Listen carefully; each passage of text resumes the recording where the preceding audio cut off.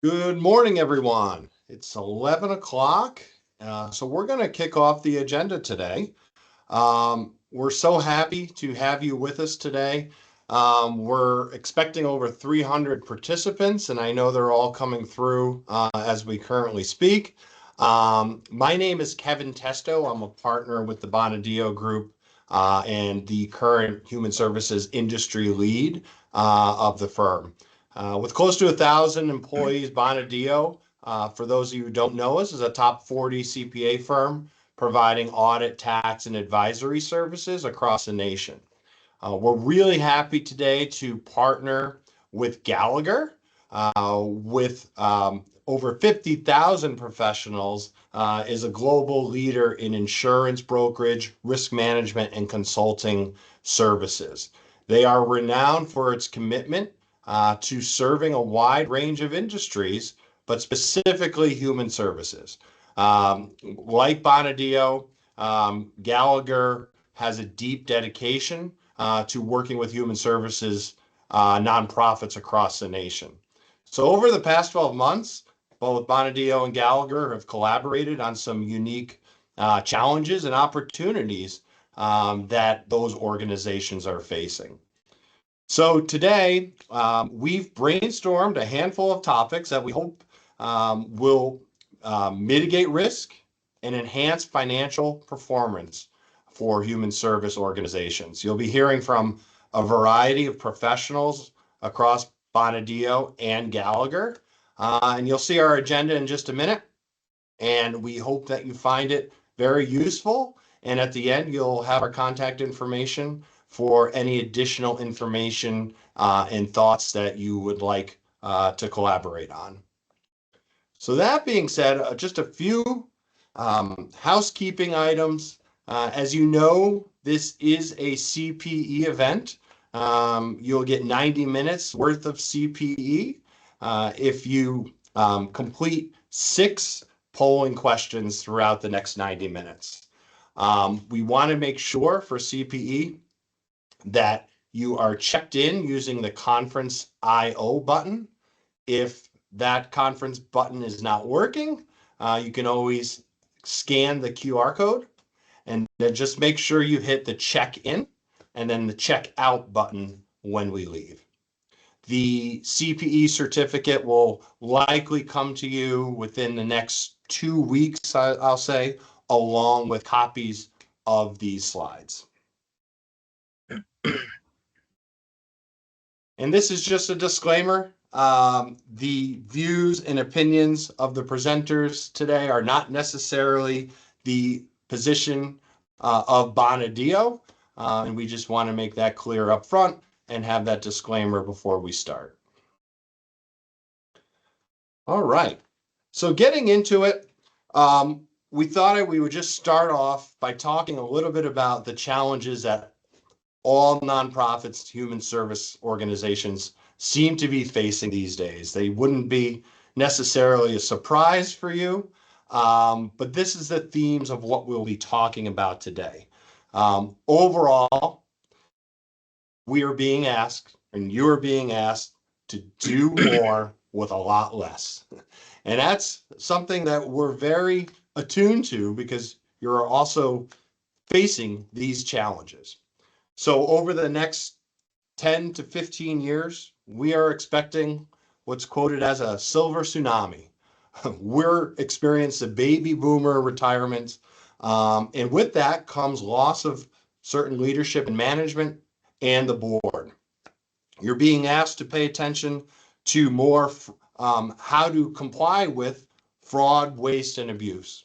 Some of those standards are mandatory. Some of them will be best practices, but you have to contend with those from a regulatory standpoint.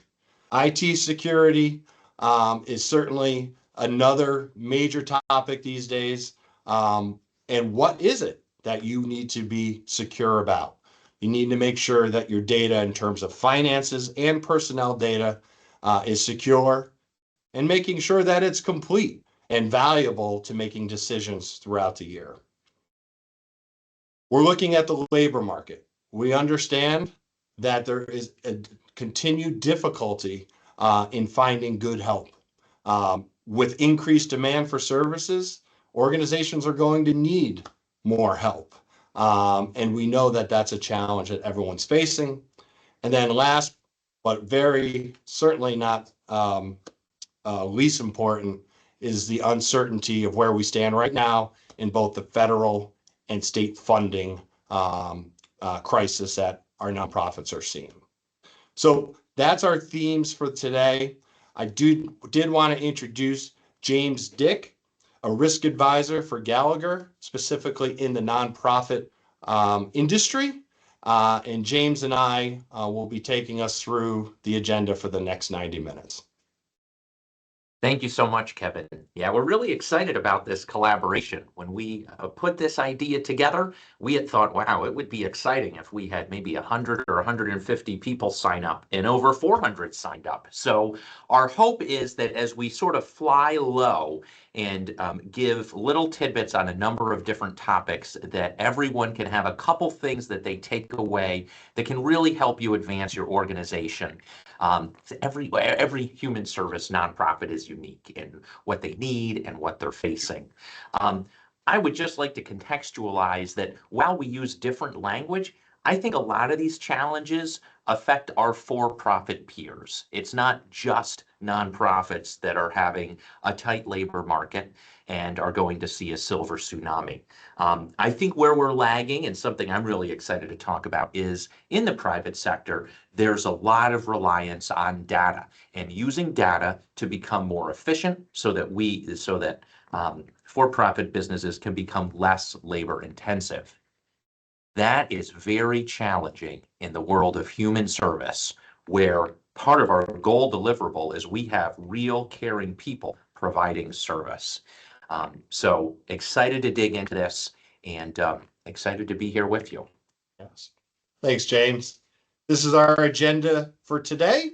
These are the topics that we've brainstormed together, and we're going to kick it off with Paul Mayer, my partner at Bonadillo, and he'll walk us through some of the important aspects of corporate compliance. Thanks, Kevin. Just requesting to take control here. Oh,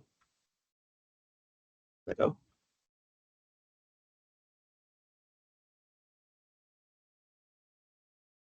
you have control, Paul. All right, thank you. Not moving for me though. 1 minute.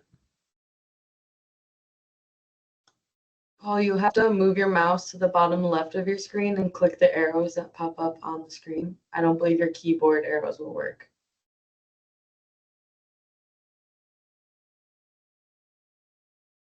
That didn't work. There we go. All right, I get to kick it off with a polling question number 1. And then we'll dig right into compliance. How large is your organization in revenue? 50 million plus, 20 to 50 million, 1 to 20 million, or less than $1 million? To answer the polling questions, click on the Conferences IO button at the top menu bar. This button's not available. Scan the QR code on the screen with your smartphone. And we'll move on.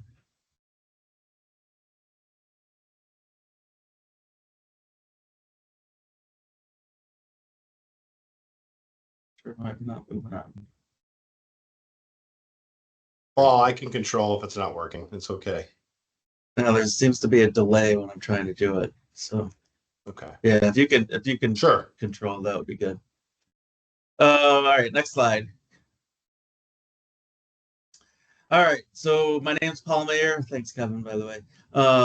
From the Bonadillo Group, been at Bonadillo for just about 18 and a half years. Before that, I was on the provider side, like many of you, for 14 years, various roles and positions from direct care, part-time direct care, overnight direct care in the residential programs, quality assurance, and then kind of got handed off. Paul can do it. The compliance officer role at behavioral health and nonprofits. So like many of you on the compliance side, if we have some compliance officers on the line, Wasn't something that I kind of went to school for. It was just kind of handed off and said, here you go to it. And this was before, at least for those in New York State, before we had mandatory compliance programs. But now in New York State, we have the mandatory compliance programs. So corporate compliance programs, for some of you, it's mandatory. For some of you, it's strongly recommended. And for some of you, it's just good practice, good thing to do. For those mandatory, we have regulations, we have laws to guide us. As we know from a federal level, strongly recommended to have a corporate compliance program. The federal sentencing guidelines lay out at the federal level what a compliance program should look like. For those mandatory compliance programs, especially in New York, we have specific laws, Social Service Law 363-D, followed by regulations, New York State Codes, Rules, Regulations, Title 18, Part 521.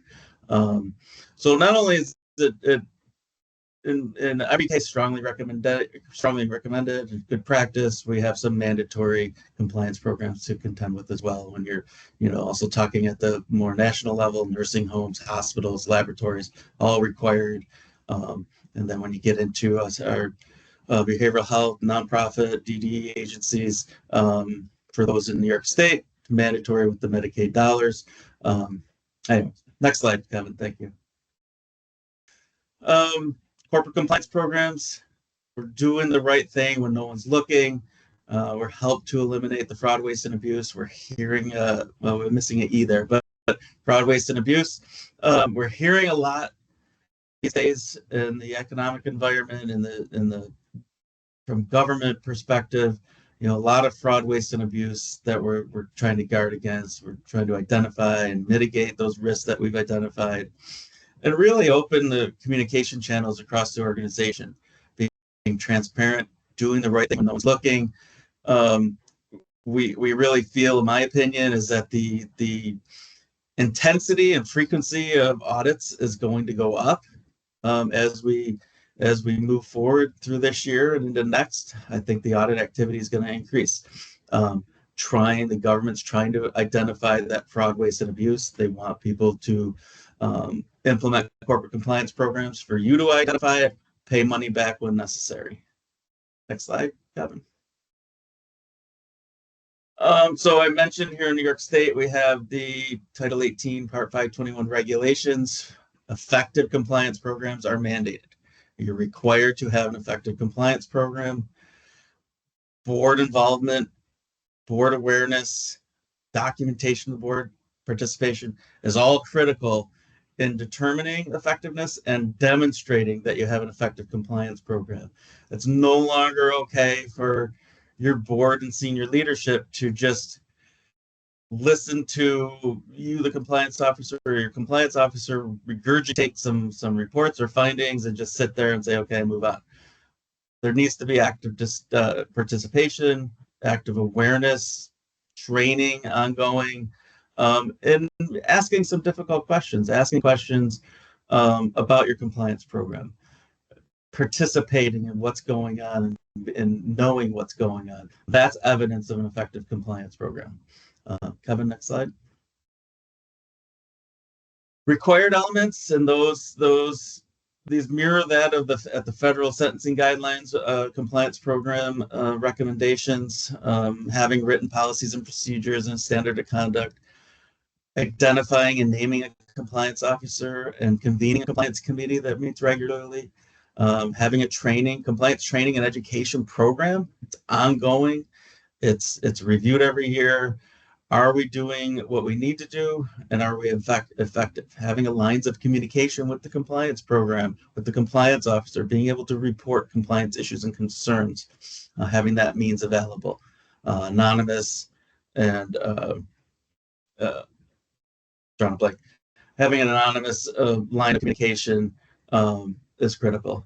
Having a discipline policy and procedure, disciplinary action, making sure that it's applied evenly and adequately across the spectrum of your organization. Having an auditing and monitoring component of your compliance program. Being able to identify risks mitigate risk by having corrective action plans in place and going back and re-reviewing things to make sure those corrective action plans took hold. Then having means for responding to compliance issues and concerns, investigations, and again, compliance or corrective action plans. And you're here in New York State, the OMIG, Office of Medicaid Inspector General, is very high on corrective action plans. They look for corrective action plans when you've identified a risk. They want to see that you put something in place to mitigate the risk going forward, but also follow up. Did you follow up with what you implemented? Did it work? And if not, why not? And if not, what else are you going to do to correct whatever findings you had? Next slide, Kevin.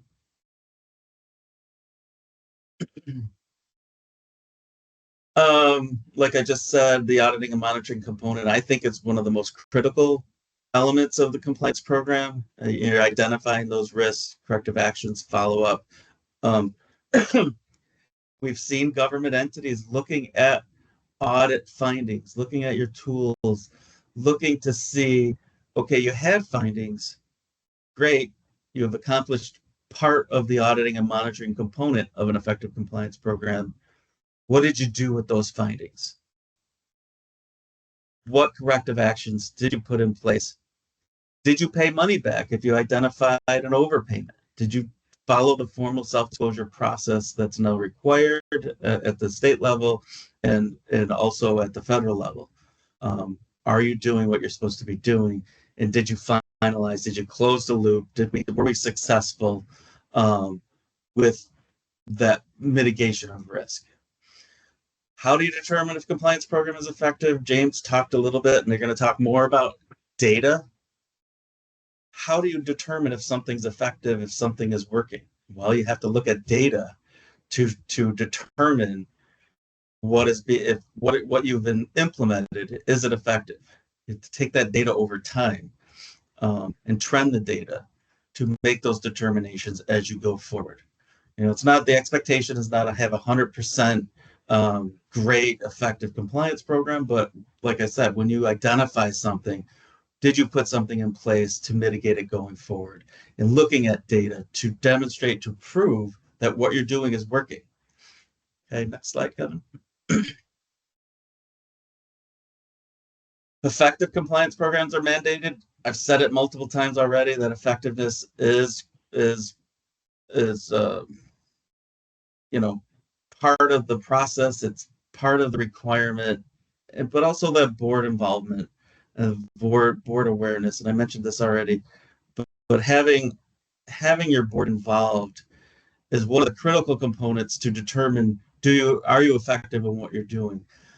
At any point in time, if you receive an audit or if a government entity comes in, any one of your board members could be called, could be asked for a meeting or interviewed to talk about what do they know about the compliance program? Do they know who the compliance officer is? Do they know how to find or where to find compliance program documents for your organization? And also they look at board meeting minutes to determine, is there active participation, active discussion related to some of the compliance program activities? Next slide, Kevin. Setting the tone at the top is critical to determine, to demonstrate and prove effectiveness. And I'm talking about demonstrating and proving effectiveness because it is required to have an effective compliance program. You need to be able to not only say, yep, we're effective in what we do, but you have to prove it. You have to have documentation to show that what you're doing is working, show that there is this training, this communication throughout your organization about your compliance program activities. And it starts at the top. It starts with your senior leadership. It starts with your board. Your leaders should be sending messages to employees about the importance of compliance and that misconduct will not be tolerated. We want to set that tone at the top. We don't want to have, if you do a survey of your compliance program with your workforce, we don't want to have to identify that staff aren't taking it seriously. Leadership doesn't take it seriously, so therefore the staff is not. we want to make sure that that tone is coming from the top and it's spread throughout your organization. Compliance plan and policies are approved by the board. This educates the board on what you have in place, what you're going to do, what the activities are, and they're on board with it. They're signing off on things. Same with the standards of conduct, approved by the board and management and signed off. They have a level of understanding. CEO or your executive director is able to communicate that commitment to the compliance program. They understand what's going on with your compliance program. And your compliance activities and goals are topics routinely at staff and department meetings. It's not just a once a year or at higher training throughout your organization. It should be embedded throughout your organization, throughout your staff and department meetings. It's an ongoing training, ongoing program to where people, it's just right at the forefront. Our compliance program is effective, and here's why. Next slide, Kevin. Board involvement with the compliance program, I keep talking about that, is critical. Continue communications around your compliance program. Ask questions. This is specific to the board. Ask questions of your senior leadership and compliance staff about the compliance program. Demonstrate that you're actively involved. Know what your risks are. And if you don't know, you should be asking your senior leadership, your compliance staff, not only what the risks are, but what is being done about them. You got risks all over your organization, and additional folks are going to be talking about those as well. But it should be at the forefront. You should understand what they are. Talk to your compliance staff about what is being done. And when you get information at the board level, review it. Don't just count on somebody else to regurgitate it back to you. Review it. Ask questions, whether it's your quarterly reports to the board, work plan, audit results, etc. An effective compliance program, as I said before, needs the board's involvement. Next slide, Kevin. I think that's it for me. So if you have any questions, I'm available anytime. I'm happy to talk about compliance programs. I know that was kind of a short, high-level discussion, but there's a lot there, both at the state and federal level. Be happy to talk.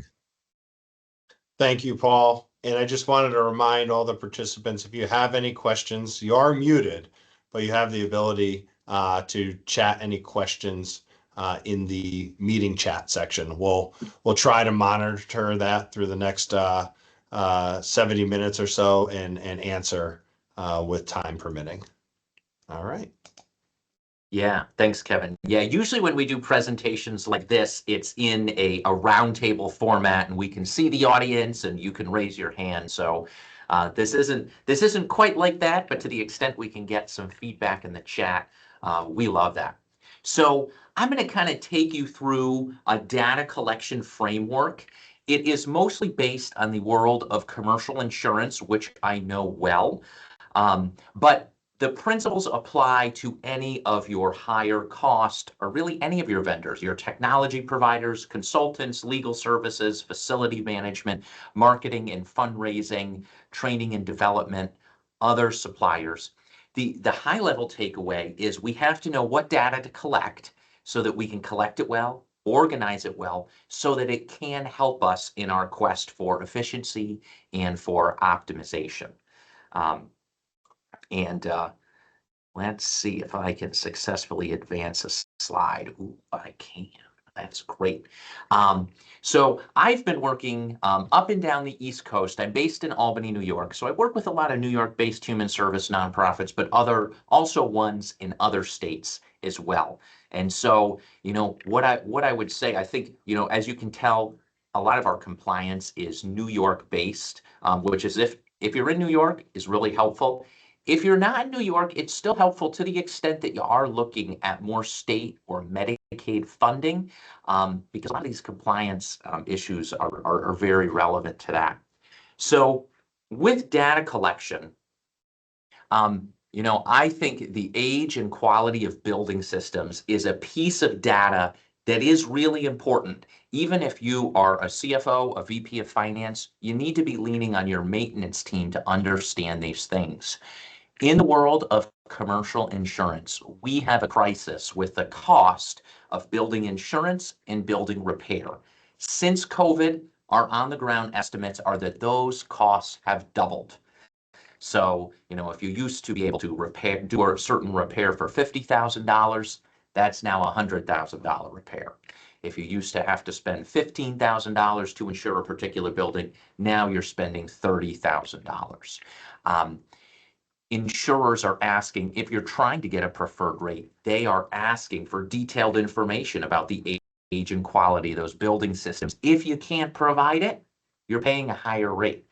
I would also say, as a high-level takeaway, I say this to all of the nonprofits I work with, that real estate ownership should no longer be a foregone conclusion for the services you provide. It used to be we would get so excited if a building was donated, if we got a deal on the building, if our real estate footprint was expanding. Not so much anymore because of these costs. And so it's really important as a finance leader to be looking for, an operations leader to be looking backward. What updates have we done? But also be looking forward. What do we need to do to keep a building functioning optimally, both for insurance, but also just so we can provide the services that we need to provide?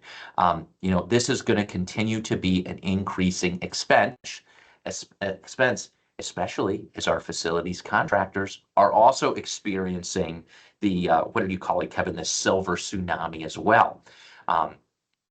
So going along with that are sort of the building and vehicle maintenance schedules. Again, I'll show you next how some of this data, if you have it, it translates into very real dollars when you're negotiating your commercial insurance renewal.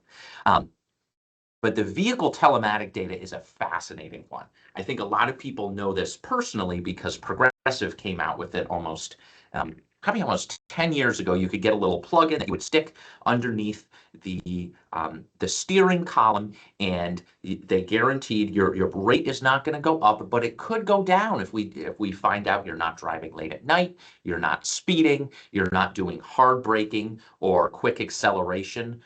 Both of those have been documented to be precursors or of more aggressive driving.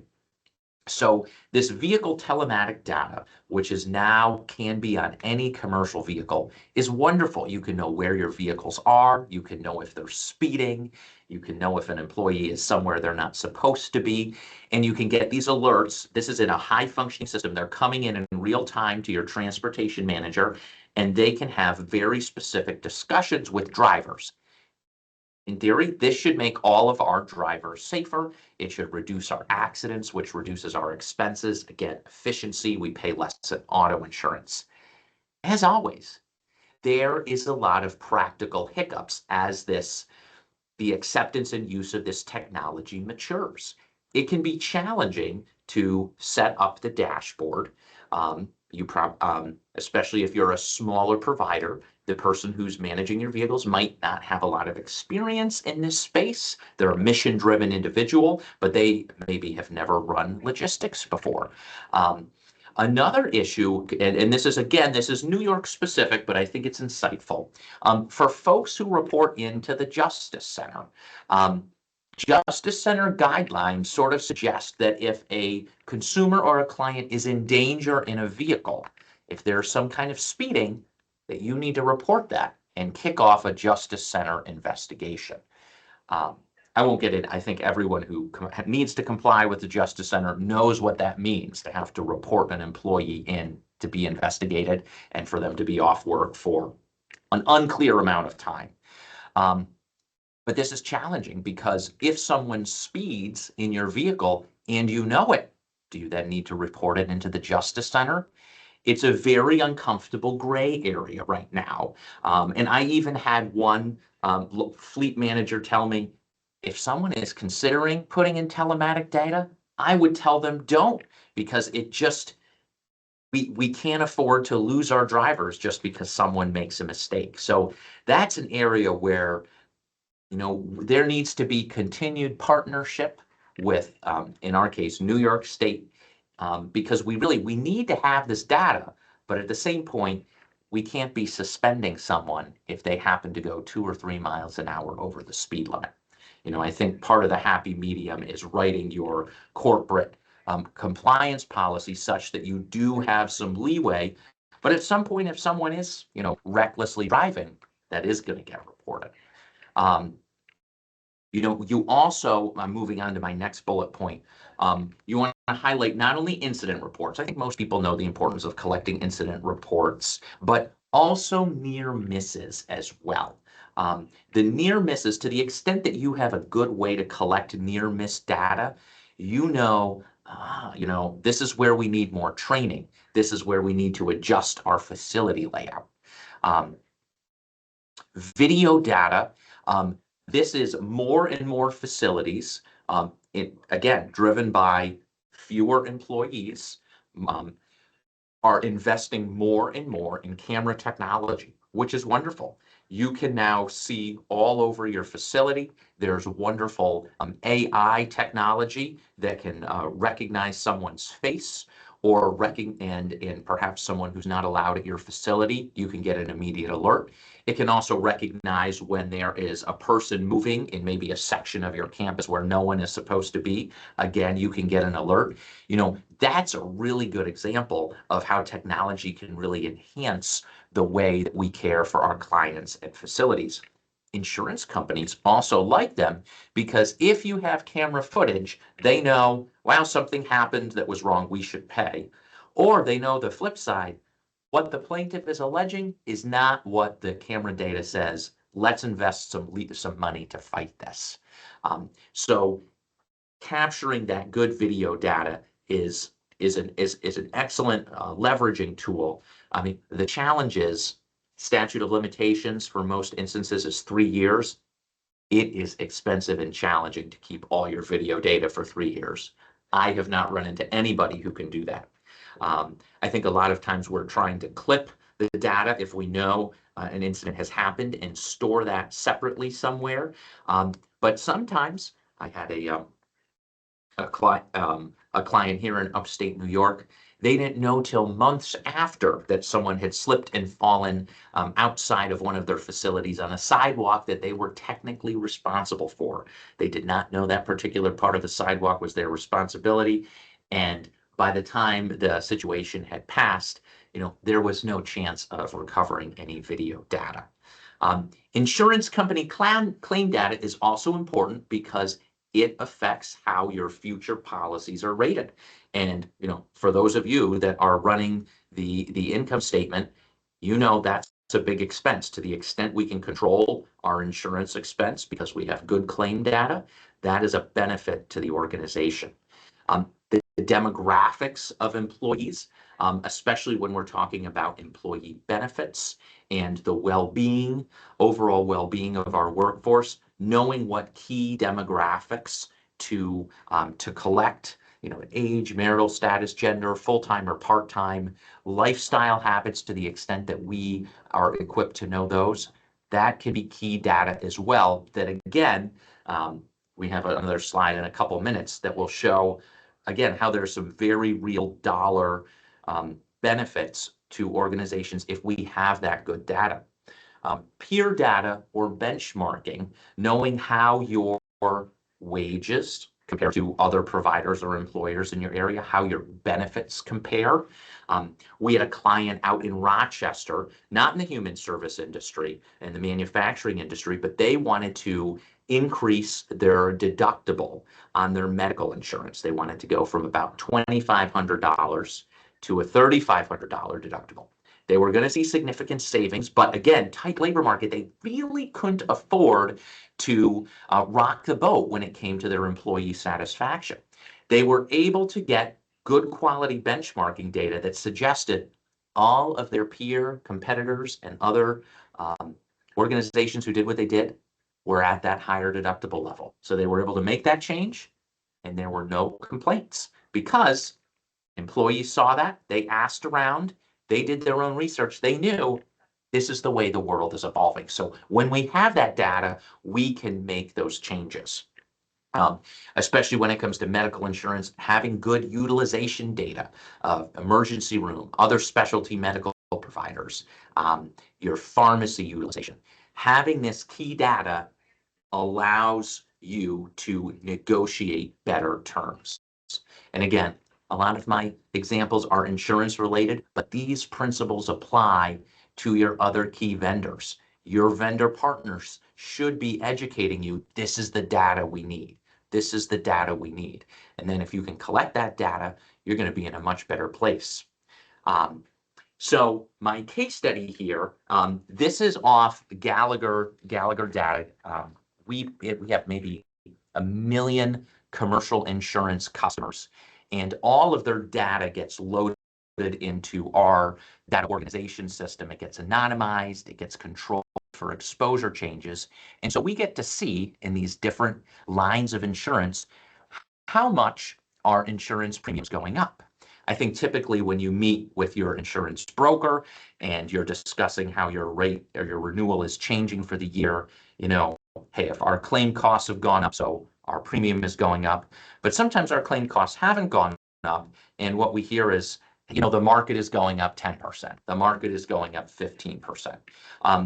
And while there is truth to that, the dirty little secret of commercial insurance is that not everyone gets the same rate increase from the same carriers, even when you control for claim costs. Up and down the East Coast, we have maybe a half dozen carriers who will insure human service providers.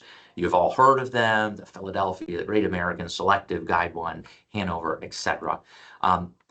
It's not always the same premium increase.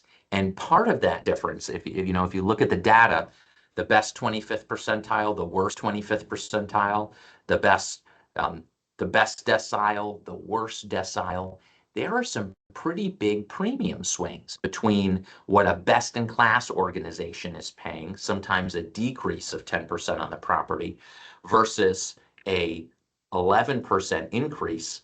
That's a 20% swing on one's property insurance bill.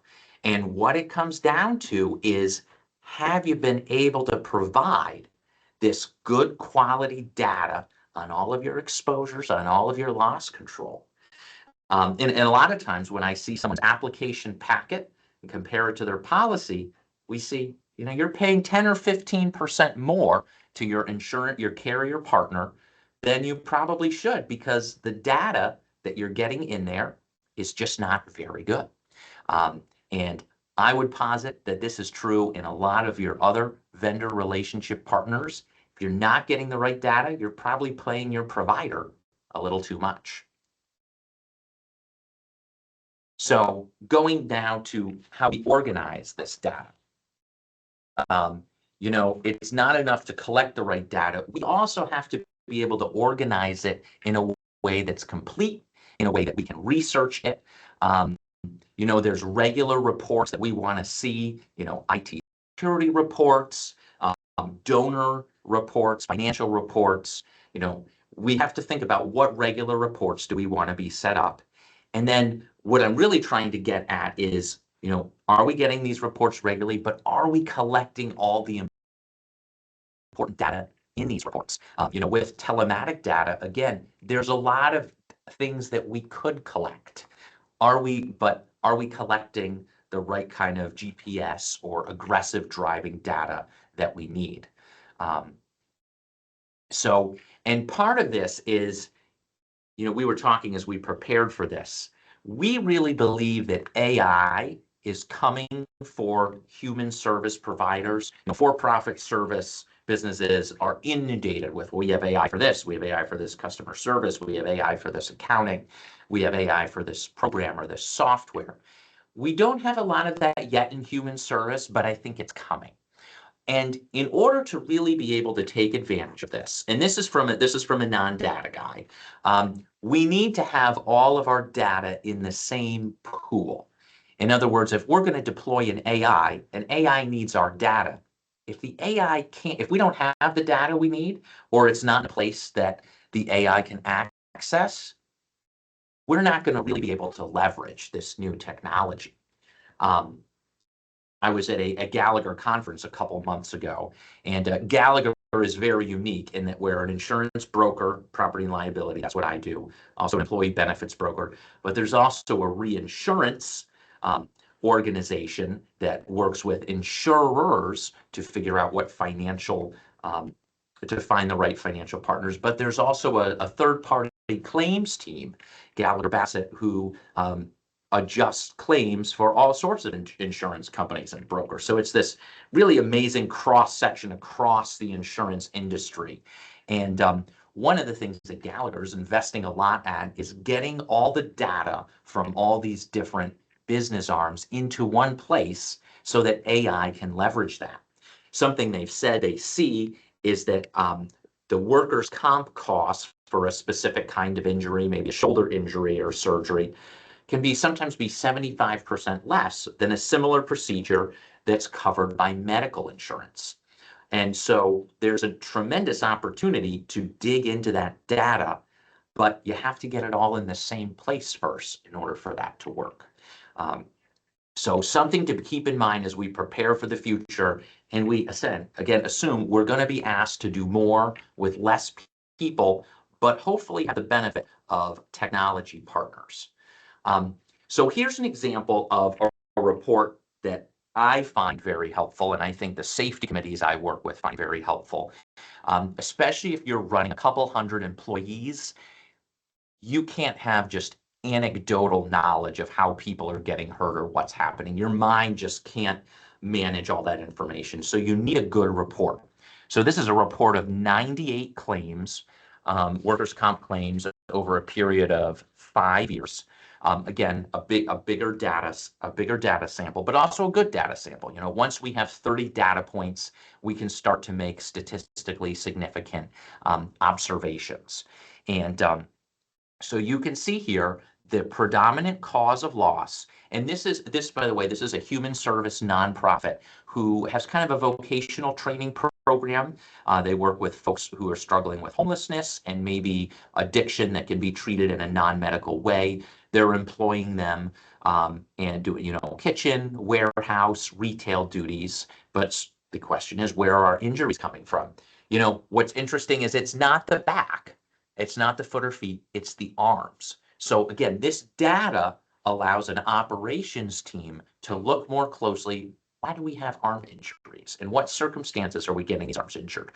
What can we do to prevent these injuries? Because again, we're talking about lost time, we're talking about increased hospital expenses, we're talking about employee morale. These are when you can reduce or eliminate these, you've made your organization more efficient. But I wouldn't be, and in fact, probably my favorite slide is the can you tell what's wrong? And this slide, I think more than anything else, is kind of indicative of where a lot of our data is right now. We have the right idea, but it's just a little bit incomplete to be not quite helpful. And we really have to continue investing because eventually that data is going to be really helpful. And I don't know if you can tell, this is the tenure of an injured worker. This is a really important data point. How long has the worker been with you that gets injured? Because a lot of times what we see, this is a relatively recent hire. We need to do more with training and onboarding. You can get really good data that suggests that, but we don't have this data because it's blank. 2/3, is that two? Yeah, two-thirds of our claims, 90% of our costs, we don't know how long they've been with the organization. It did not make it into this report. In this particular case, your workers' compensation carrier should be collecting that, but did they transmit that data to you in the report that you asked for through your broker? In this case, they didn't. So this could be a really helpful chart, but it isn't. So again, understanding what data is important helps you to organize it, and then helps you to analyze it. But before that, here is our second polling question. What is the standard look back period for past claims and rating corporate property and liability insurance?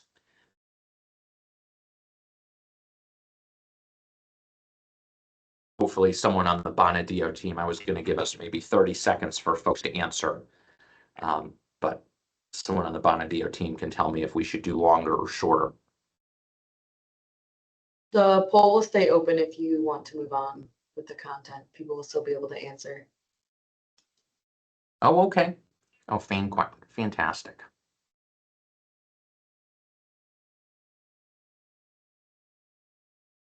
All right.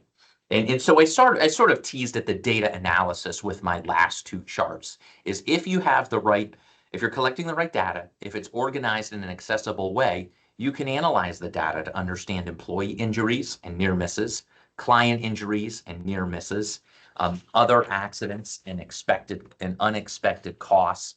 That again, this helps move you towards a um, more efficient an optimized operation. Another data analysis that's coming online a lot for our organizations that do own a lot of buildings is to do catastrophe modeling to understand, in a world that's affected by climate change, where the hots are hotter, the colds are colder, buildings get older every year, and winds are stronger, we're seeing more and more significant losses. So we do this catastrophe modeling to determine, what's the wind profile look like, the earthquake, the hurricane, the flood, so that you can sort of buy insurance appropriately, but also plan appropriately for a changing world that wasn't always like the way it used to be. Um, I worked with an organization down in Alabama. They owned a social enterprise in a small town. They'd been there for 30 years. And they had a heavy, heavy hailstorm. And they said, we have never had a hailstorm like this. The hailstones were huge and it damaged our roof. And before COVID, a new roof would have been $90,000, but now it's $160,000. And those are the changes that are happening to all of us, and I think that are going to continue happening as well. So I'm going to kind of pass the conch here to my friend and colleague, Dan Martin. He's going to tell you about a little bit of the data he uses on the employee engagement and employee benefit side when you're looking at another huge cost, which is your medical insurance and employee benefits. Again, a historic cornerstone of human service employment is providing this really good quality benefits, but it's coming at an increasingly significant cost. So Dan, hopefully that was enough of a lead up for you to come off mute and on camera and kind of take us through a little bit of this. I can keep running the slides if you'd like. Yeah, thanks, James. I appreciate it. And I'm going to, in this particular slide here, speak to some of the, reasoning behind why we want to look at this type of data in a more aggregated format, as well as, some of the data points that maybe we want to consider related to your employee engagement, their experience at work, obviously benefit costs, but there's so much more that goes into it than that. In a subsequent section, we'll kind of talk more about how it particularly impacts your employees and the experiences that they have at work, and down the line, how that can help or hurt your risk mitigation strategies within your workplace. But I think, specific to the section that we're going through right now, just as much as there's data and good analysis that can be done related to your business insurance costs, whether it's workers' comp or property and casualty, whatever it may be. Equally as important, we need to be looking at the data and what it's telling us related to your people. Now, a lot of times we instantly go to medical insurance and think about what that may mean, right? We're talking about rising costs. Claims trend that we see in medical insurance as well as in the pharmacy space is increasing at, equally, if not more of a clip as what we see on the business insurance side, and costs for, loss in that particular area. For many industries, it's above 10% at this point. So what costs $1 today could cost $1.10 next year. And that, when you look at larger organizations and even organizations with, say, 50 employees in the human services sector, can really lead to some significantly increased costs year over year. So one of the things that we want to make sure that we're doing is helping to mitigate those cost increases, right, related to your insurance plan or your employee compensation or whatever it may be, but also ensuring that we're increasing the ROI that we're getting on our spend there. We're not offering benefits just to offer benefits. And I know that in the human services, the nonprofit space, as James alluded to, the benefits do tend to be a little bit richer because of the type of workforce and the labor market that we're looking to target. And because of that, we need to make sure that our benefit plans are aligning with what employees want, value, and need, and what's ultimately, and what I'll talk about in the subsequent section, going to help them bring their best selves to work every day so that they can be totally focused on the task at hand, serving the people that your organization service, and ultimately not worrying about all those other stresses that we may have in our day-to-day lives outside of work. So how do we do that? One of the important things is starting to understand the demographics within your organization. We have 5 different work generations in the workplace in many situations. Folks all the way from baby boomers to who knows what the next generation is called. And what they want from a work experience, from a benefits package, their compensation, looks and feels a lot different depending on where they sit. So as much as you can as an organization, looking at your demographics, looking at your turnover data, looking at time to hire and things like that can help us as decision makers within an organization start to make more practical, data-driven decisions for the long term. Now, claims and utilization, obviously, for a lot of larger organizations are something that we need to be looking at on a regular basis. We talk about rising costs. The incidence of million-dollar claims is only going to increase exponentially over the next couple of years, especially when we look at certain types of pharmaceuticals and medical deliveries that are coming to the marketplace around GLP-1s, a lot of demand for those types of services, but also very, very high costs for organizations. So ensuring that we're looking at claims data and leveraging our partnerships, like James has said before, to ensure that we're mitigating cost risk related to any delivery around those particular types of programs. People need it, but we also want to make sure that we're able to offer those long-term and manage those costs in a responsible way, I should say. Also, how are folks utilizing the plan? What types of services are people going and getting? Are we seeing higher incidence of folks going to the emergency room versus going to urgent care or their primary care physician? There's certain things and correlations that we can draw from those types of data from a point solution standpoint, or ultimately what you may look to implement within the organization year over year that can help to mitigate that risk. What are our employee contributions looking like? Our overall cost for human capital? What is that return on investment, like I said before? All different ways that we can kind of pull different levers by understanding the data to a greater degree. What are our contracts stipulating and telling us, specific to medical insurance or, life or disability or anything like that? Starting to dig into more of those data points is more and more important as we want to ensure that people are ultimately getting what we are selling to them as part of an employee benefits package. So, this is kind of more of a branded slide. Gallagher Drive is something that, we walk through with a lot of our particular clients in the employee benefits space, but everybody can do this. Starting to aggregate all of those different areas of data, getting it in one place, leveraging AI if it is available to you or within the partners that you work with, to take a more consultative approach. What is the data telling us? Where are there opportunities within our workforce to create a better experience for our employees? And what ultimately are we going to recommend on a go-forward basis to, create more efficiency within that plan?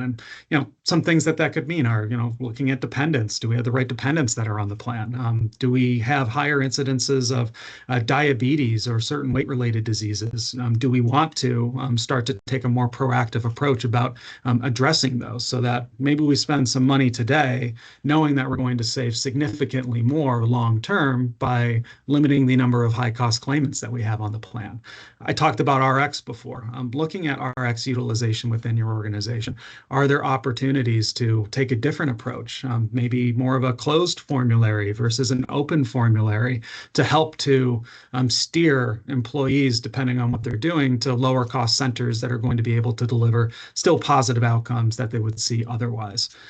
We're seeing a lot of conversations, especially here in New York State, around alternative funding. So how do we start to take more control over our insurance plan, particularly medical insurance long term, and carve out some of those fixed costs that we're paying to an insurer to carry that risk for us, take it on as an organization, and through good well-being strategies, which we'll talk about later on, how can we start to take more control and minimize costs for us?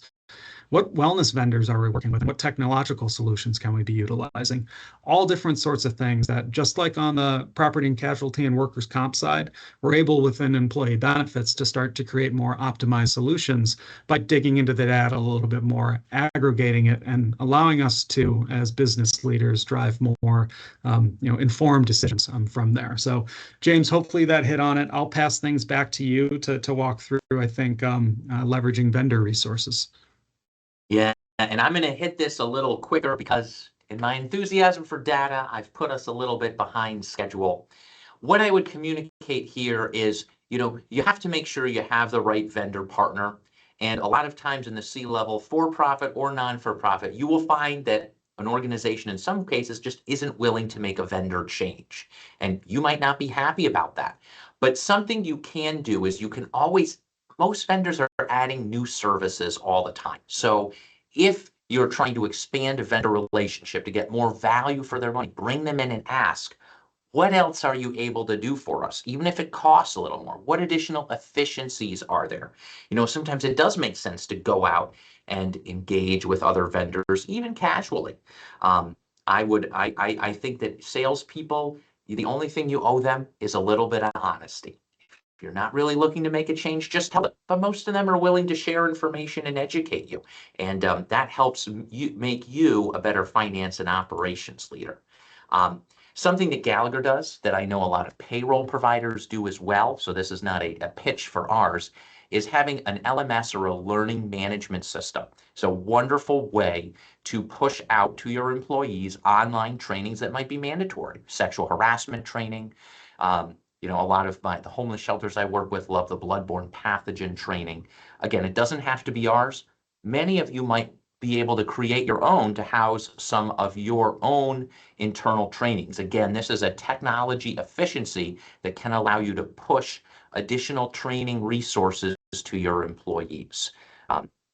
So I'm going to, with all this talk about data, I'm going to push this along to the team to talk about keeping that data safe. Thanks, James. Appreciate that. I think this is a perfect segue into IT information security, mainly because, all of us are collecting data in order to do our jobs in many different facets, many different systems. There's a lot of things at play, and what's really important is making sure that there's an adequate amount of cybersecurity behind that operating control. What we're going to talk about mainly is why data security is important, what my job as a cybersecurity professional with the Bonadeo Group, really our main goal with our clients in human services, but not just human services. Really what I'll have to say can apply to pretty much any industry that you can think of that deals with sensitive information. Talk a little bit about some things that are new. We might do a few stories here with the time that I have, some things that we've come across, and then what we think is kind of most important, I think is most important for organizations to consider when thinking about moving your cybersecurity practice forward, and in overall compliance in that aspect.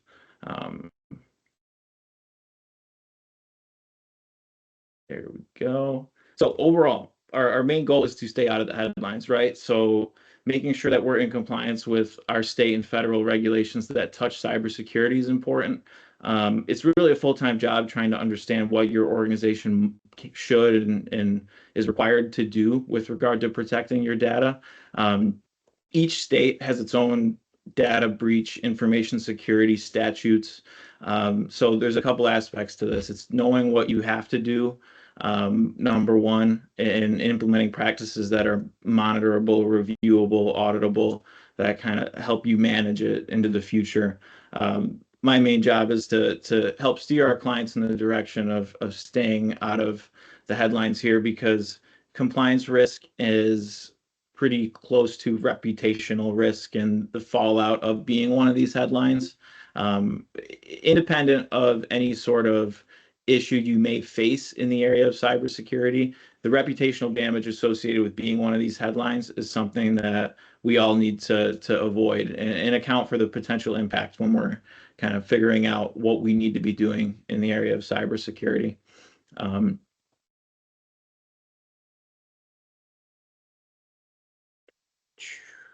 There we go.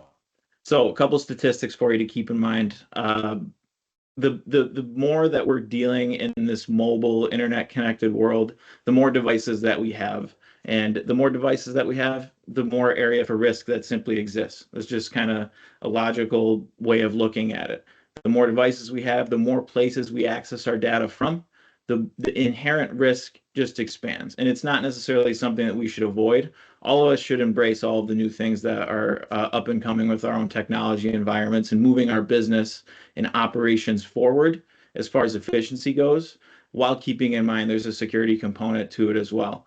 The best way to be efficient is to make sure that your business is still operating. If you can't access your data because your company's dealing with an information security incident, that's going to affect everything that goes on. So keeping in mind the amount of areas that we touch our data as a cybersecurity professional is really the first step in not only understanding your risk in this area, but addressing it. So the other really important piece of this, if not the most important piece, is making sure that all of our employees are trained on information security practices. The third bullet here, over 90% of the breaches that were reported in the last year, kind of regardless of industry, are a direct result of a human-related error. Stolen credentials because somebody clicks on a link, types something in that they shouldn't, shares information with the wrong person, falls for a social engineering attempt, things like that. Still are far and away the most frequent event that caused the breaches that we've looked at. And we use industry recognized statistics and reporting that comes out every year to stay on top of these numbers. And they seem pretty consistent in this aspect.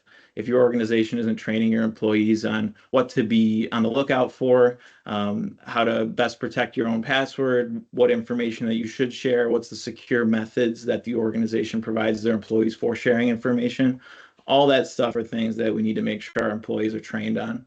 One of the things you want to avoid in training people is the risk of ransomware. It's going to be one of the most frequent actions taken by a threat actor if they get access to your system, which is essentially locking down or stealing your information or rendering it useless to you. So all that data that James and Dan were talking about, the result of a ransomware attack is your organization not being able to access the information that is required in order to perform your jobs. In exchange, some sort of extortion, in exchange for some sort of payment in order to get your data back. That's basically what we're talking about here. It's a growing threat. It's a growing risk. Just because it's something that you'll see pretty soon, anyone can get involved with.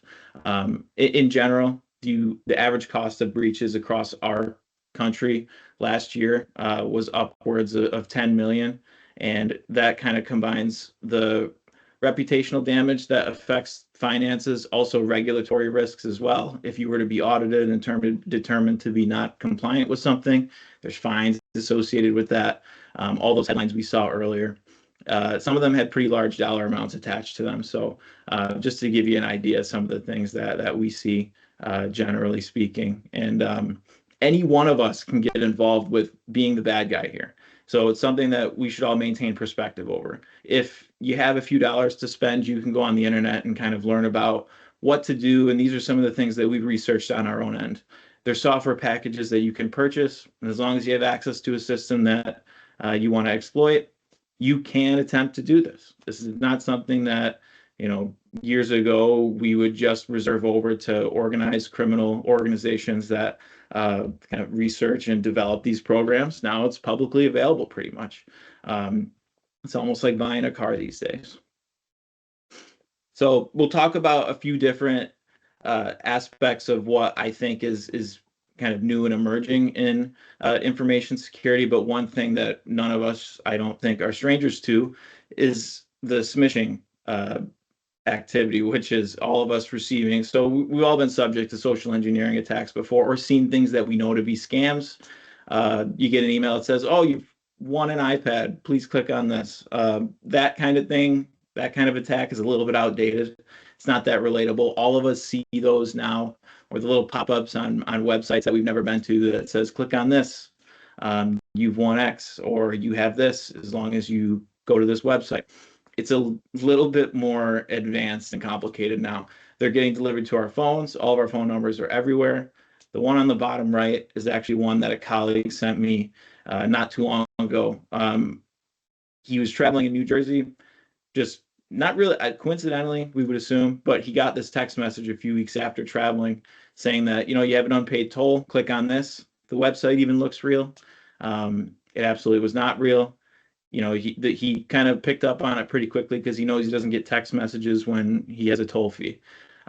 So things like that you can make sure just to maintain skepticism. This goes back to training, making sure that people are aware of the new and emerging scams out there. It's really, really important. We'll talk about AI for a little bit here.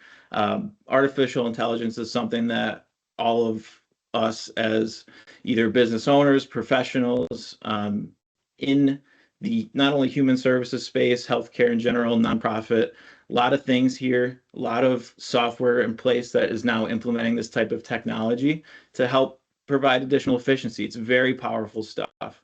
There are tons of different applications all over the place that we could continue to talk about for an entire session if we wanted. But an organizational approach to the approved use of artificial intelligence is where we're guiding our clients today.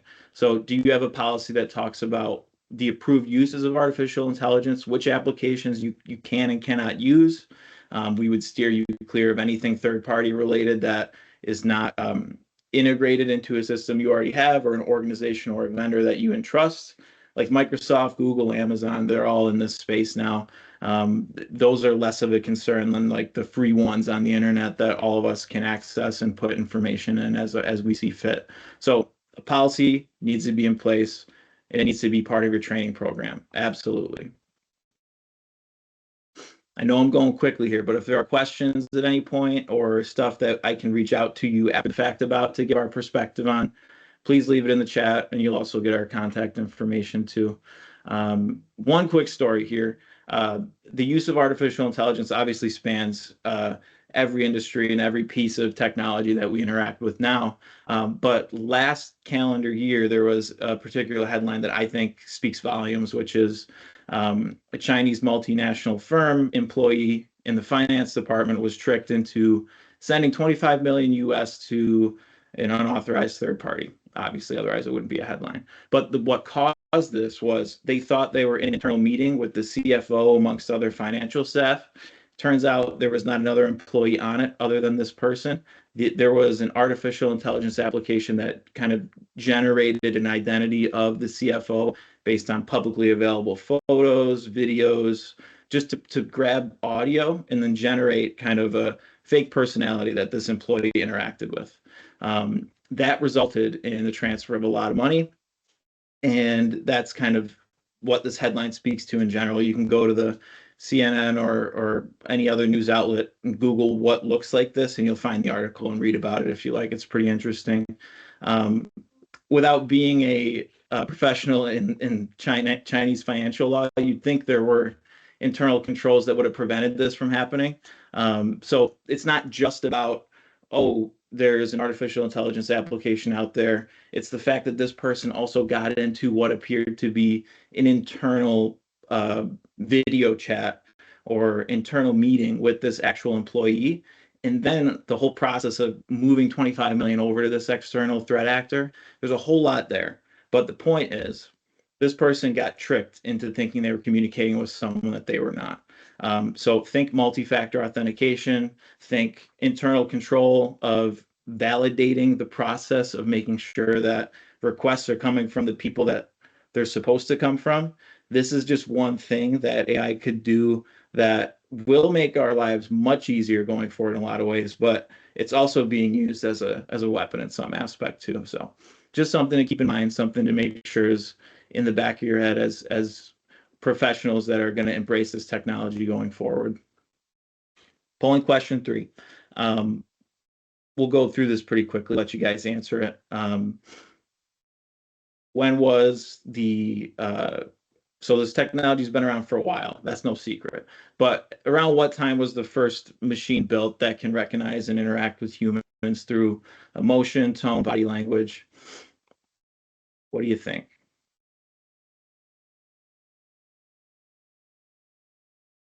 Another quick scan, and then we'll move more towards the end of this, and I'll pass it off.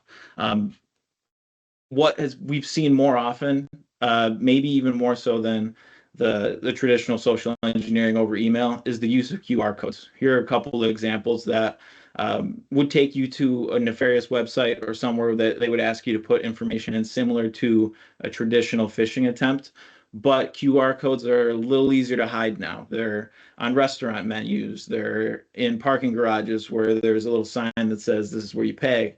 They're everywhere. And they're also in our emails now. And they can go through spam filters in certain aspects depending on how your system is set up. The idea here is just to not necessarily trust everything. If it's something you don't normally get, validate it through another source. Go to the website, ask somebody that's supposedly sent you this email. Hey, did you send this to me? Also, when you look at a QR code and you hover over it with your camera, it should give you a little bit of a blip as to the URL that it's taking you to. And just because you click on a link doesn't mean the sky's falling. Typically, these attempts are to try to get you to provide more information. And when that happens, now you're talking about an incident that is certainly reportable and something that you don't want to do. In any instance, though, maintain a healthy level of skepticism. This is something that is happening more and more frequently. The 2024 numbers are probably coming soon on this, but I would assume it's still upwards of a quarter. Certainly probably hasn't decreased in frequency as far as how successful it is. So in general, I'll just summarize a few things as we skip to the end here. The organizational approach to information security does start at the top. Paul said this at the beginning as far as compliance programs go. Information security is just as important to have a strong tone at the top regarding. You need to have somebody that has their hands on the wheel or a group of people that is continually educated and shown what the path should be forward by a qualified information security officer. It's a position that sometimes is at an organization. It's sometimes a position that is outsourced. But generally speaking, the data protection controls that are part of these slides that we would be going through in a little bit more detail kind of guide some of the most important aspects of information security in my point of view. Training. That is going to be the best way to set a culture of information security at your organization. You could encrypt everything. You could implement all the shiny technological controls that exist today. But still, people like you and me are the final defense against sharing our information with people that should not have it. Let's see. This is my last slide. In general, before I hand it back, again, any questions, please reach out anytime. I could have gone through any particular topic that we wanted to include here in a lot more detail, but I'm happy to connect individually to anyone that wants to reach out and get our perspective on anything related to information security in your area. So thank you very much for the time. Really appreciate it. Awesome. Well, thanks. I'm going to just very quickly chime in to speak to the human element behind all of this. And I think Brandon put it perfectly when he used the data point. I think 90% of these types of data breaches are caused by some sort of human error. So there is an element of people and benefits and the workforce engagement and experience that we need to think about with this. One of the biggest things that have been a big trend in the employee benefits landscape related to employee engagement is the stressors that people are bringing to work and the impact ultimately that could have on workforce performance at the end of the day. Thinking being, if folks are distracted by physical issues, financial problems at home, emotional well-being, or they're not in areas of the community where they have access to the types of care that you otherwise would have, you're more likely to have negative outcomes as it relates to all sorts of risks within the organization, particularly IT security, knowing how prevalent it has been as of late. So if we go to the next slide, I just want to hit on one thing quickly. Looks like I can't control it. Oh, I got it. Sorry, my bad. the epidemic around mental health. And I think that's kind of the last point that I'll make here. Mental health is one of the biggest topics that we're hearing out in the community, both as it relates to benefits, just overall well-being within the United States population. There are some very, very big correlations that you can draw between the mental health and stress that people are bringing to your workforce, and outcomes around risk mitigation. Depression and anxiety lead to 12 billion lost working days every single year. Absenteeism, so people that aren't at work due to stress and other mental health related issues. It's estimated that that costs over $1,500 per employee per year. Presenteeism is even worse. So that's when you're at work, you're thinking about something else, you're not engaged on what it is that you're actually doing. That's 10 times higher, 57.5 days of suboptimal performance. So I think just recognizing the fact that the whole person comes to work every day and proactively addressing issues that can help to mitigate risk related to that, and whether the outcome is better data security and IT security or whatever it may be, you're going to be better off. So back to how we can use some of that data analysis to impact what we're doing as an organization. Follow the data, use what you can to help to inform your strategies moving forward. Survey the workforce, get a better understanding as to what are the types of stresses that they're dealing with at work, outside of work. It helps you to be more proactive in the types of solutions that you're bringing to the workforce to help to mitigate any of those problems. Inventory well-being resources. I mean, employee assistance programs, folks have probably heard of those in EAP, typically 1% utilization. That's because employees don't really know how to get to it, how to use it, when to use it, what is it. There's all sorts of different things available within the benefit plans that you're currently offering that can help to mitigate mental health issues and stress within the workforce. Identify influencers and encourage connection. We're all influenced by our coworkers. So a lot of times when I see organizations looking to implement new programs that are targeting mental health problems in the workforce or looking to mitigate and minimize stress, start with those that are most influential within the organization. It may not necessarily be the CEO. It could be a middle line manager across the organization that you want to start to disseminate that information down through. But it does start at the top. So from a leadership perspective, you want to make sure that you have CEO buy-in, which ultimately will help to drive better outcomes related to these types of programs. So I'm going to end with one more polling question, and then I'm going to pass things over to James from High Performance Employers to talk about pooled employer plans. Kind of back towards what I was talking about in the data analytics section. What does the term utilization mean in the context of employee medical insurance? So just take a second to answer that as we move on to our next section. And with that said, I will pass things over to James to speak to pooled employer health plans.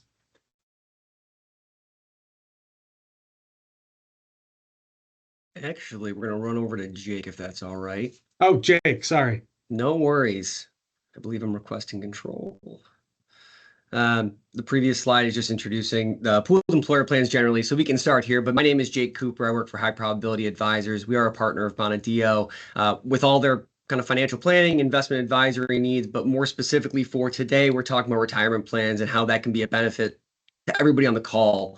And I'll go through it a little quickly. My goal today is not to make you an expert on pooled employer plans, but this can be a great solution from a lot of different angles. We're talking about optimizing your organization. We're talking about risk mitigation, lowering costs, staff crunching. This can solve a lot of issues and still offer a great benefit to your employees, which can be great. So we start with what single employer retirement plan responsibilities look like.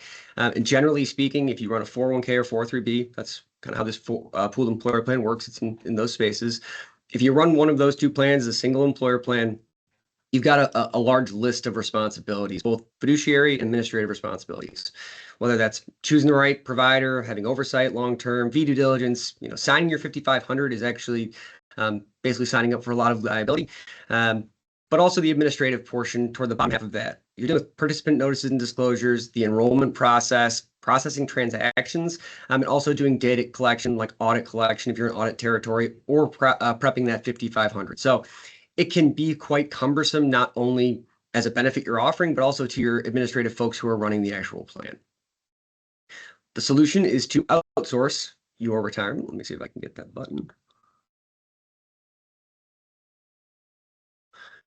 outsource your retirement plan. And I say that, kind of in air quotes there. But realistically, this is going to solve 3 issues, and those 3 bullet points are going to be the 3 benefits that we think about. The first one is freeing up office staff, right? This is an administrative burden to run a 401k or 403b plan. A pooled employer plan can free up a lot of time from your administrative folks, just running the plan day to day. The second is removing your fiduciary responsibility, specifically from the plan investment menu, choosing and selecting the right funds for your menu, and signing that 5500. Also, the audit requirements that go along with that if you are in audit territory, as I mentioned. The last piece of this, and maybe the most exciting for folks, is taking advantage of some improved pricing. It's fairly expensive to run a 401k or 403b as a single employer. When you move to a pooled employer plan, there is an economies of scale that come into play. There's one audit at the pool plan level, not every adopting employer having to have an audit. There's 5,500. Those costs are shared across a much larger basis of dollars as well as folks in the plan. So I promise I'll have a diagram in a moment. I do believe my next slide is going to be a polling question. Have you considered a pooled employer plan in the last 2 to 3 years? This is there's no right or wrong answer here. But I think this presentation will at least give you an idea. If you haven't thought about it, maybe give it a thought. If you haven't implemented it, maybe this gives you a little bit more consideration. If you have implemented it, this may give you an idea of, are you running it correctly? Is it going the way you'd want it to go or not? These did come out with Secure Act 1.0 in 2019, 2020. So if you haven't heard of it, most folks don't think about their retirement plan all that often. But they have been around for a little while now, and they have been very effective. The diagram I promised to give you is the pooled employer plan structure, and the biggest difference here that you'll notice is that blue circle right in the middle, the pool plan provider.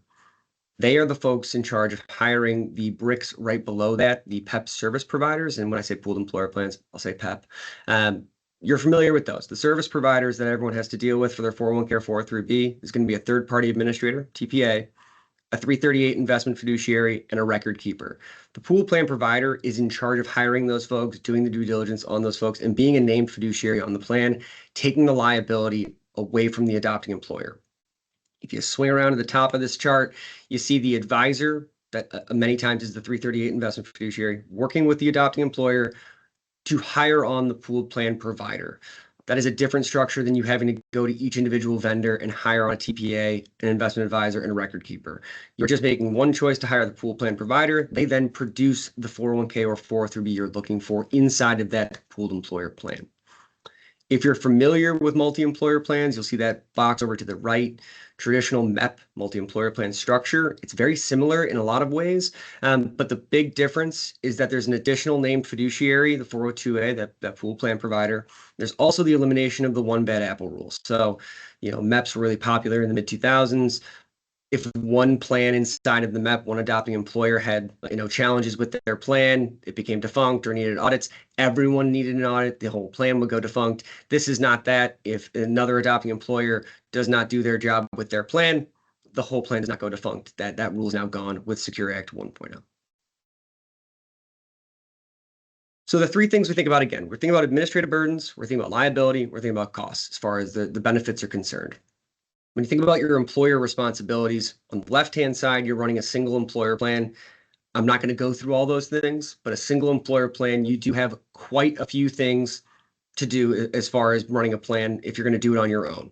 They range from operational oversight and compliance, plan and document administration, talking about loan hardship withdrawal processing, all the way down to the more expensive end at the bottom, talking about government filings, compliance testing, plan audits, if you had to get an audit, very costly, and surety bond coverage. So these are very wide-ranging, expensive, time-consuming. They're probably done by more than one person in your organization.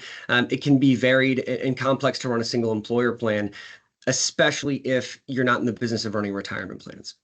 On the right-hand side, the pooled employer plan, again, we run these. We know that they have significantly less employer responsibilities, starting with putting in your payroll contributions correctly, number 1. Those will actually inform number 3, especially if you do payroll integration with your pooled employer plan. 1 and 3 basically get handled, that annual census and data confirmation get handled by your payroll company. Number 2, if you have a good pooled plan provider, they will hand you a due diligence report saying how they operate inside the investable universe and the options of vendors. And then the 4th one there, communication with employees. Basically, you have set up participant education meetings. So it does take quite a bit off of your plate. Pooled plan is meant to do that. It's meant to help smaller businesses and organizations. And that's why it does handle a lot of the burden for you. These are what we call kind of the seen issues with the employer responsibilities. The bigger, more unseen responsibilities or pain points of a retirement plan is that risk management, mitigating risks. By having a 401k or 403b, you probably unknowingly take on quite a bit of liability from three different angles: the plan sponsor, the investment menu or responsibility, and as well as administrative. This chart is meant to be one illustrative to show you, greater protection as you move up, but also can be used, if you're currently looking at your retirement plan thinking, am I liable for anything? Revisit your retirement plan, use this chart, it can be helpful. So left-hand side, plan sponsor, if you are the employer or the board, you're taking on the 5,500 signing, you're probably taking on some liability. Moving up, the pooled plan is obviously going to have the highest level of protection. The investment responsibility, again, the pooled plan takes on the highest level. The 338, 321 manager in there, I'm just going to hit on that quickly. The easiest way to know if you have a 321 or a 338, if your advisor calls you and asks you which fund to replace on the menu, or if you think it's best to replace a fund on a menu on your 401k or 403b, you probably have a 321. A 338 manager takes on full responsibility there. Moving on to the cost, because I know I'm making a lot of promises with, dropping all your administrative burdens, dropping your liability. This sounds expensive. We've actually found that with the economies of scale, not only is it generally more inexpensive from just the plan participant, running the plan aspect, it's also more inexpensive on direct and indirect costs. The top three there, plan audit, plan document amendments, and surety bonds can be very expensive. And, the Bonadeo folks may even tell you we're probably underselling that plan audit number on an annual basis. Those costs are rising all the time. Staff time as well, the indirect costs. You have employees who are spending a week of their year on participant transactions or on audit prep and 5,500 prep. It's not what they want to be doing necessarily. It's challenging. It's rife with liability. It's not a place that they necessarily need to be. The next two slides, I am going to show you just at least our solution and what we do. Generally speaking, before even anyone onboards into our 401k or 403b, the biggest thing we do is look at their current plan to make sure what their liabilities currently look like and what their fees currently look like and how our solution can help them. Any PEP that you join should be doing the same thing for you, and they would most likely have a 401k or 403b flavor for you. We also work with nonprofit organizations to manage endowment and foundation assets. So we are an investment manager that way. The last chart I'm going to leave you with and then spin it over to Kevin are the benefits of our particular logical retirement solution. This is going to look very similar for most folks or any PEP you really work with, aside from one big piece, and it's at that 3 o'clock orange triangle pie piece, plan design flexibility. We feel that the plans inside of our pooled employer plans should have the ability to customize their plan design options, whether that's Roth, hardship withdrawals, loan applications, whatever you guys want in your plan, matching contributions, we can fix or put that into your particular plan design. You do not need to have a similar one to any of the other folks inside of the pooled employer plan. So I know I went through that very quickly, but I would absolutely mention that you should be looking at your 401k or 403b as an employee benefit, a way to streamline your organization as a whole. So I will pass it back over to Kevin. He will take us home. All right. Thanks so much, Jake. I hope everybody enjoyed the content today. We were going to speak a little bit more on some tools to monitor performance, but that's okay. We are looking to have these sessions another time, maybe in the fall, and make it a somewhat of an annual event. So we'll kick off the next session in a few months with that topic. But I know everybody is very interested to get the last polling question. So this is polling question number 6. It will just give us a little sense of who participated today and what type of human service organization that you are. So just be sure to click on A, B, C, D, or E. And then here's all our information. If any of the topics were interesting to you or you needed more information, feel free to reach out to any of us. You will be getting the slides, so you'll have our contact information there as well. So thank you very much, and we look forward to hearing from you again. And thank you again to our partners and colleagues at Gallagher. Have a great day, everybody.